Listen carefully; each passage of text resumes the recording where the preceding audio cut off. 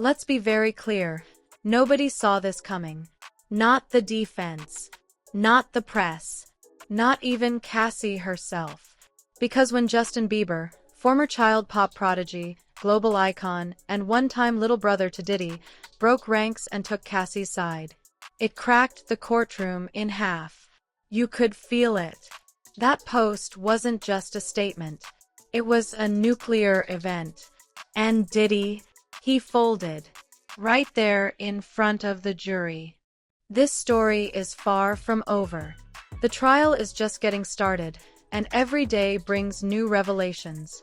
If you want to stay informed and ahead of the headlines, make sure you hit that subscribe button.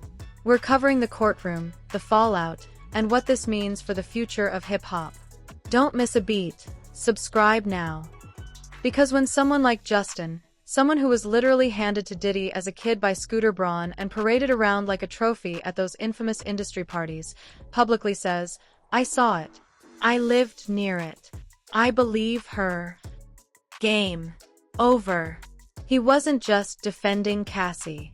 He was blowing the doors off a decades-long wall of silence. And when that post hit the courtroom projector, screenshots, caption, timestamps, all of it, Diddy lost his mind. The man who has sold himself as love for years, the spiritual, healed, reformed mogul, erupted like a man cornered by his past. He shouted through a file. Court officers had to step between him and the bench. He looked at the judge and muttered something about betrayal, then turned to his legal team and started blaming them. And just like that, the mask shattered. This wasn't a calm, collected, misunderstood genius on trial anymore. This was a man unraveling in real time, because someone who knew him stepped forward and said, "You're not who you pretend to be. Let's break it down." Justin didn't name names just to stir the pot. He detailed specific moments, parties, conversations, his early discomfort, the way Diddy allegedly inserted himself into Bieber's schedule, controlled where he went, who he was allowed to talk to, how he was isolated, and most damningly, he tied it to Cassie. He wrote that her face changed around Diddy, that she often looked checked out, that she'd show up late, leave early, and rarely made eye contact with him or other artists. He said it seemed like she wasn't just tired, she was terrified. And that's the kind of first-hand high-profile support that shakes a jury to its core. Because let's be honest, in cases like this, the defense always tries to paint the accuser as unstable, a clout chaser, an ex with an agenda. But when Justin Bieber, the Justin Bieber, steps up and says, "This isn't a vendetta. It's the truth I was too scared to say," suddenly, the whole courtroom shifts. Suddenly, Cassie isn't alone anymore. She's not just a survivor. She's a witness with backup. And you know what happens when that backup comes with 293 million Instagram followers? Everyone starts listening. The prosecution wasted no time capitalizing. They leaned into Bieber's statement like a sledgehammer. By midday, they had Cassie back on the stand, calmly confirming every detail. The emotional abuse, the isolation, the way Diddy would force her to be on call 24/7, texting her 17 times in 1 hour, demanding her location, photos, and proof of who she was with. This wasn't just a controlling relationship. This was a dictatorship masquerading as a romance. And it didn't stop there. They pulled up the infamous freak-off text threads. Diddy scheduling which nights Cassie was expected to entertain guests, which hotels, which outfits, which drugs, and most chilling of all, which guests. Some of those names are still redacted. But even the ones we do know, it's enough to freeze a room full of A-listers into silence. And the jury? They're watching it all play out like a psychological thriller. Except it's real. And sitting 20 feet away is the man accused of orchestrating the whole thing, now breaking down under pressure. Let's talk about Diddy's courtroom behavior. It wasn't just one outburst. It was a pattern. By the end of day 2, Judge Subramanian had ordered increased security. Every time new evidence hit the screen, Diddy twitched, visibly shook, started mumbling to himself. At one point, he shouted, "Liar," when Cassie calmly recalled the 2016 incident in the hotel room, the same one from the surveillance footage. That moment was devastating, because the judge immediately called for a recess. The bailiff stepped in. Diddy was escorted from the room. And when they returned, Subramanian had a new order. Based on the defendant's escalating behavior and apparent inability to maintain courtroom composure, I am ordering a full psychiatric evaluation to assess his capacity to stand trial. Boom. That's how far things have spiraled. What started as a sex trafficking and RICO case is now veering into mental health territory, not as a defense strategy, but as a necessary measure to maintain courtroom safety and decorum. Let that sink in. A man who once ran the charts, commanded Forbes lists, and sat courtside next to billionaires is now being medically evaluated to determine if he's even fit to be in the room. That's not just a fall from grace. That's a plunge into full-blown disgrace. And here's the part no one wants to admit. Justin Bieber's statement made it possible. Because it pierced the silence. It gave the court something the prosecution couldn't fabricate: cultural context. Bieber's post gave weight to every claim Cassie made. Not just by saying, "I believe her," but by connecting dots the court didn't know existed. Suddenly, this wasn't just about Cassie. It was about an entire system. A system that protected Diddy. That turned a blind eye. That whispered, "Don't ask, don't tell," while young artists were passed around, coerced, threatened, and broken. And now, that system is cracking, one voice at a time. Because when someone as big as Justin steps up, others take notice. And if even one more big name comes forward before the trial ends, it's over.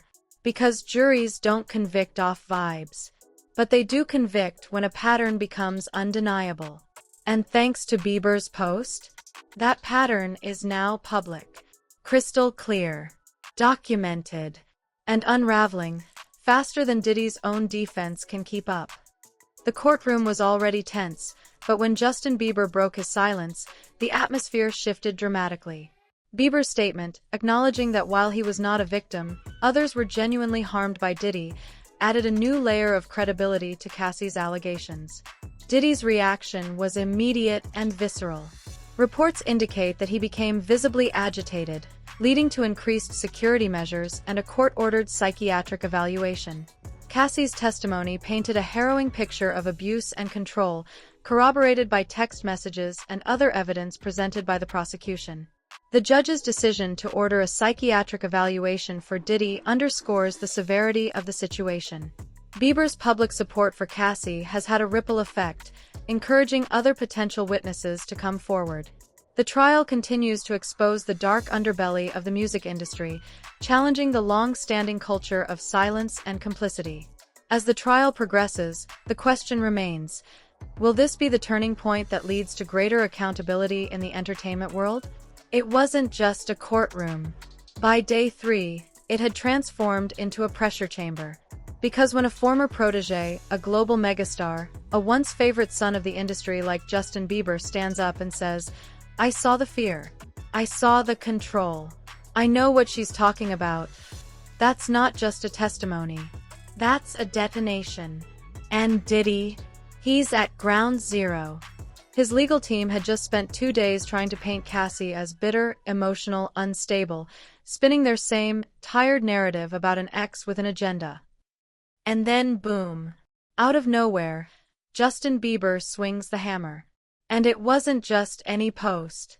It was calculated. A carousel of old photos.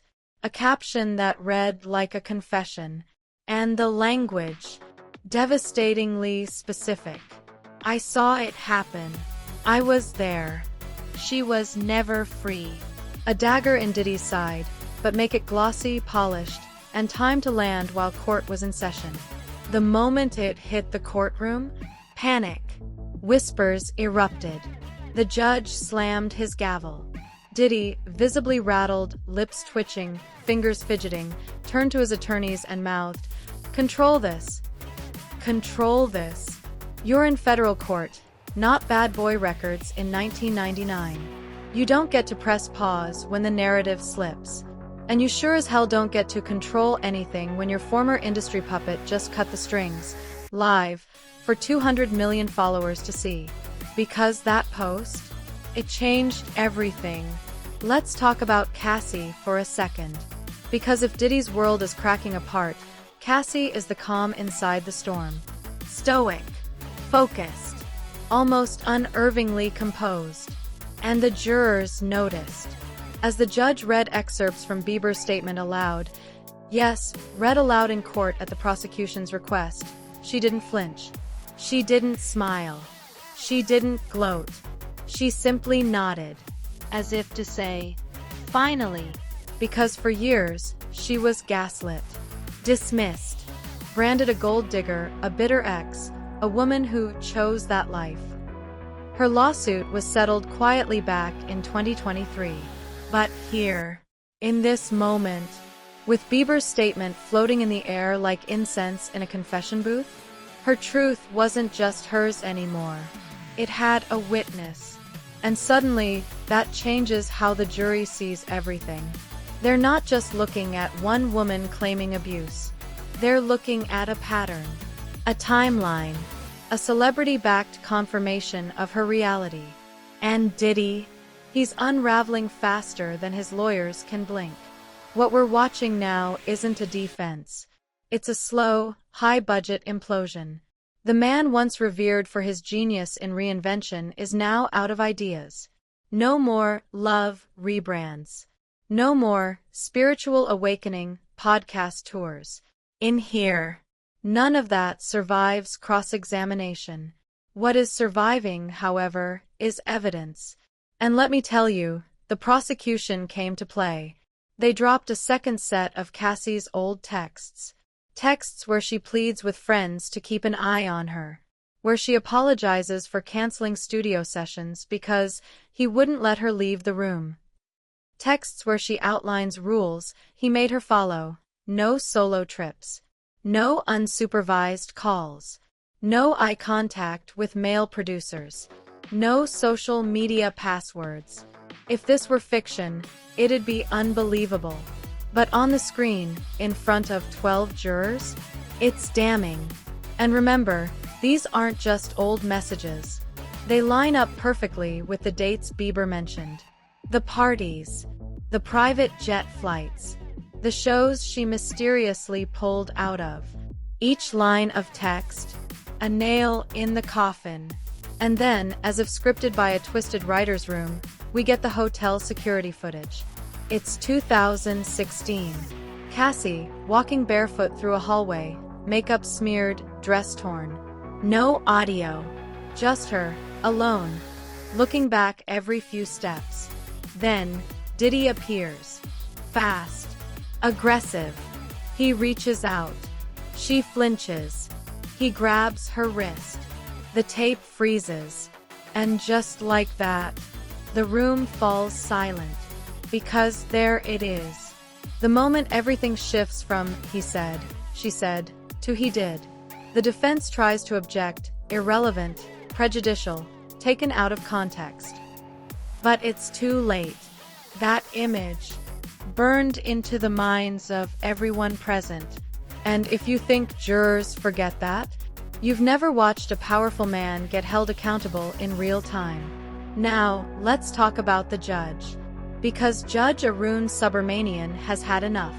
After Diddy's third interruption, shouting, "That's fake," at a projected text from 2017, the judge pauses. He takes a breath, then says, in front of everyone, "If you interrupt this court again, you will be removed and confined for the remainder of this trial." Cold, precise, devastating.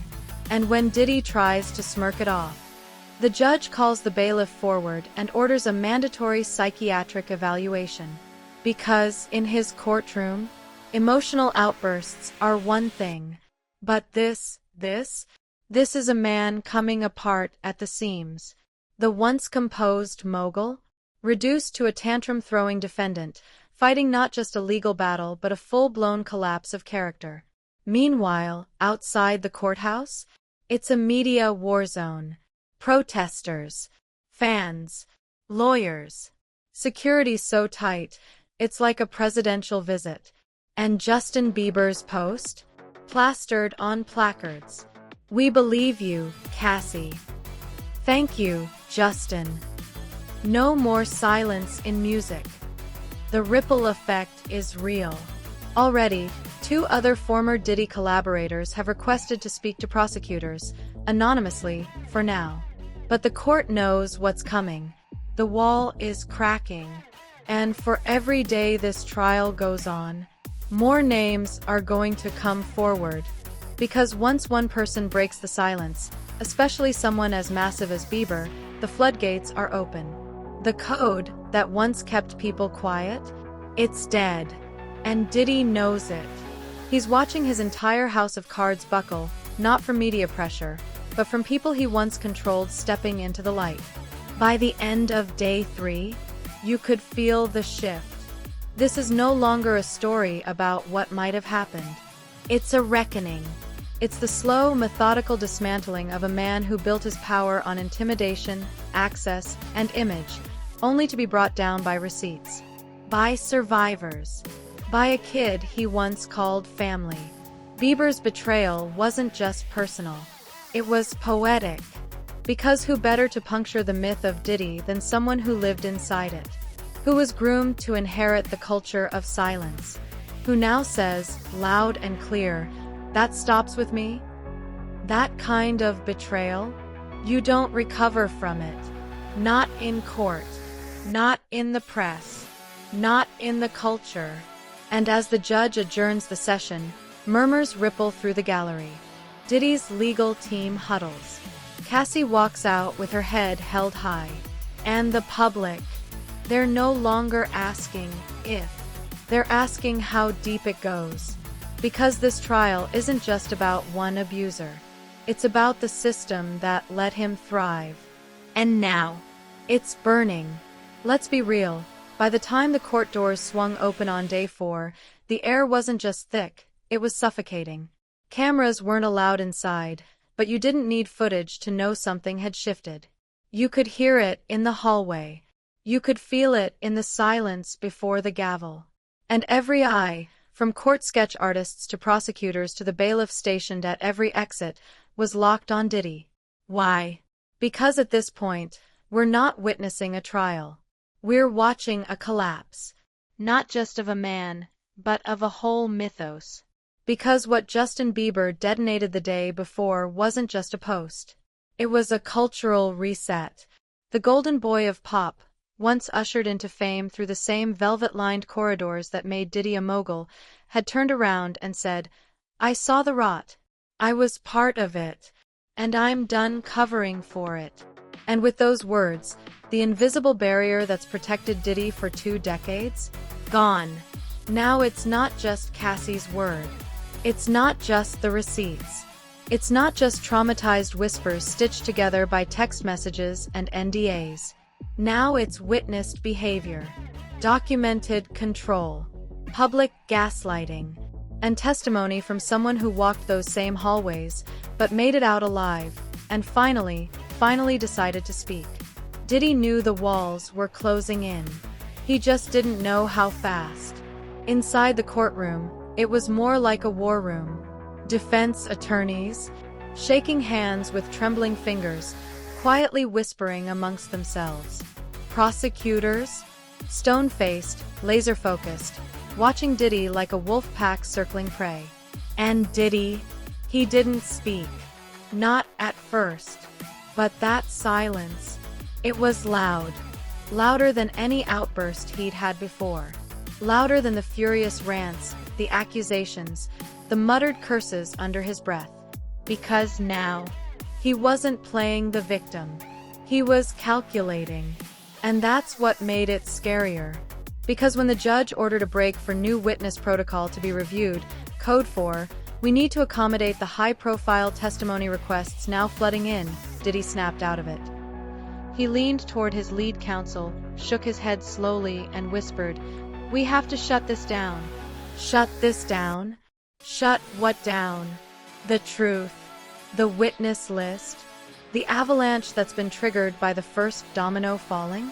This isn't a PR crisis anymore. This is a federal courtroom. You don't get to shut things down once the truth has subpoenaed you. Now let's talk about that avalanche.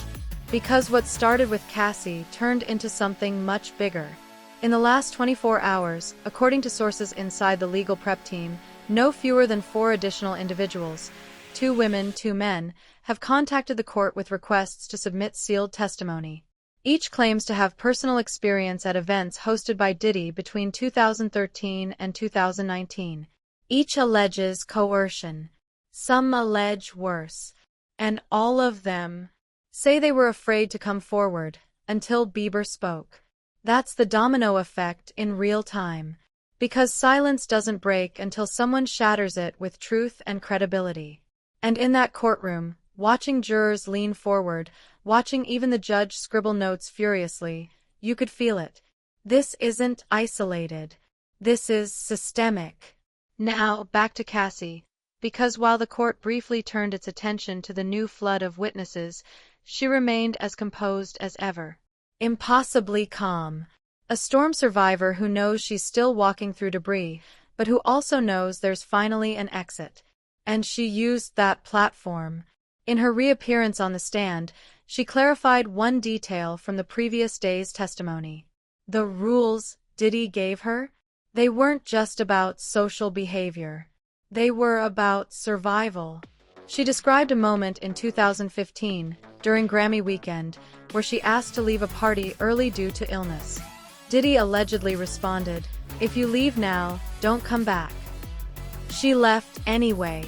And the next morning, he'd canceled all her studio access, revoked her travel credentials, and changed her phone's passcode remotely. This isn't love. This isn't unconventional lifestyle choices. This is digital imprisonment, psychological warfare, full-blown isolation disguised as intimacy. And then came the moment that stunned even seasoned reporters. When the prosecution asked Cassie to read out loud a message Diddy allegedly sent in 2017, recovered through a forensic backup of her old iCloud, the room held its breath. It read, "You're lucky I let you breathe. You're only beautiful because I made you." No context. No emoji. No playfulness. Just pure control. A declaration of ownership. And you could see the jurors reacting.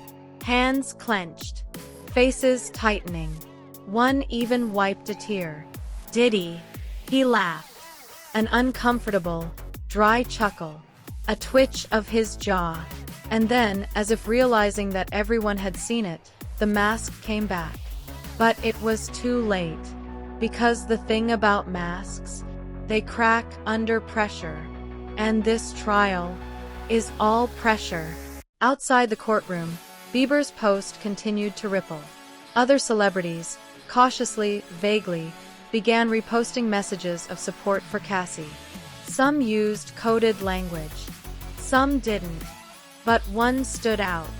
A now-deleted tweet from a well-known pop producer, who said, "I saw too much at those parties. Cassie isn't lying." It was up for less than 30 minutes before being removed. But screenshots? Screenshots are forever. And the court saw it. You think prosecutors aren't watching social feeds in real time? Please. They've got an entire team archiving everything now. Every post. Every cryptic lyric. Every old backstage clip suddenly recirculating on TikTok under hashtags like #DiddyTrial and #CassieSpeaks. This trial is no longer confined to a single courtroom. It's a cultural purge, happening live. Let's pause for a moment and ask, what happens next? Because if Diddy's strategy was to survive this by intimidation, wealth, or silence, all of that is disintegrating. Now he's facing new witnesses. He's under psychiatric evaluation. He's visibly losing the jury. And there are still weeks left to go. Every day brings new pressure, new leaks, new names. And if those sealed testimonies become public, if even one of them corroborates Bieber or Cassie, that's it. There is no PR firm on earth that can spin that back into brand deals. No legal team that can contextualize hotel surveillance or iCloud data. This trial isn't just a reckoning. It's a reset. And the next 48 hours could shatter the rest of the industry. If the courtroom felt tense before day 5, it was suffocating. Because this wasn't just a trial anymore. It was a slow-motion implosion, one we could all see happening, but nobody was stopping. The press outside called it historic. Insiders started calling it the tipping point. But if you were inside that courtroom, if you saw the way Diddy sat there, face twitching, glasses off, jaw clenched, you'd call it what it really was. Desperation. There's a difference between fighting a legal case and fighting your own reputation, and Diddy is doing both. Badly. Because when your name used to stand for power, for luxury, for swagger, and now it gets whispered next to the word predator, the fall isn't just painful, it's public. And today that fall hit concrete. Because just before noon, the prosecution introduced the confidential flight logs.